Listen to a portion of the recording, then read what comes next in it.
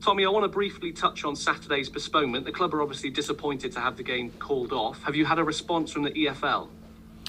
As I sit with you now, I haven't heard anything more than I had on Saturday, and that they were going to look into it. Obviously, we were very disappointed, more so for the ground staff and everybody who'd worked so hard from the Tuesday in amongst that bad weather, because the pitch was perfectly playable, as you saw. We didn't train on it just because we wanted to show it could play on it. We needed to do something. So, yeah, the pitch played very well from 2:30 till about 3:45 when we played. So yeah, we'll hope to hear something, but what can be done now? It was postponed by a referee, so. And not being able to finish off, a difficult week with a performance against a league and a relegation rival at that must have been disappointing for the squad too. Yeah, I think the guys were well prepared. Obviously, as you said, there was a big sort of thing happened to the group in the middle of the week, but they responded very well on the training ground, I have to say, and I think they were raring to go. We were really keen. We were so keen. We offered to play on the Sunday, but that offer wasn't taken up, and we have to move on and focus fully now on Portsmouth tomorrow. We last spoke to you on Friday about the manager situation. Do you have any updates from the weekend with your search for a replacement? Well, it's ongoing. I mean, until it's done, then we wouldn't speculate on anybody. Obviously, there's betting patterns and all sorts goes on, as always does, and people will speculate, but we won't comment until somebody is definitely in situ. And what does this week have in store? Like, what are the club's aims off the pitch in that recruitment process for the next 5 days?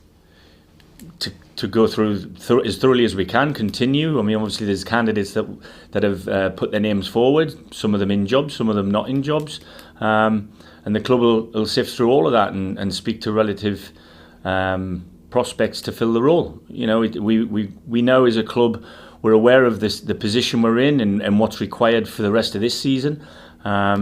And it has to be somebody who's able to work with the squad, so have a relative knowledge of the squad and the level, certainly. So that's really important. To matters on the pitch then, and Portsmouth are the visitors to the Mem. What do you want to see from your team in their first game since Tisdale's departure? Well, I just want to I want them to show what it's all about. We're in the quarters, to be honest with you. At the end of the day, I was really confident going into Saturday's game. Like I said, you can prepare them as much as you can, and then you get a feeling as to where they are mentally and physically. I thought we were really ready to go. So I'm hoping after this morning's session, it'll be similar. They're a different opposition, Portsmouth.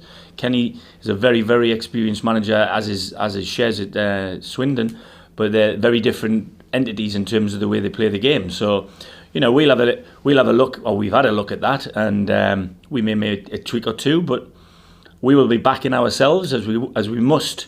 In times gone by when there's fans in the ground, the place is a very difficult place to come to, and we've got to make it like that again. And we've got to do that by backing what we have and the players we have and the style of football we want to play.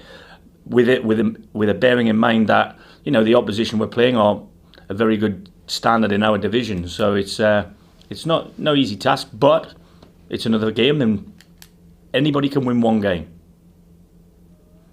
Yeah, in fact, that was something you mentioned on Friday, wasn't it? That one win can be so important. Is this game win at all costs now, or is a good performance important to you as well?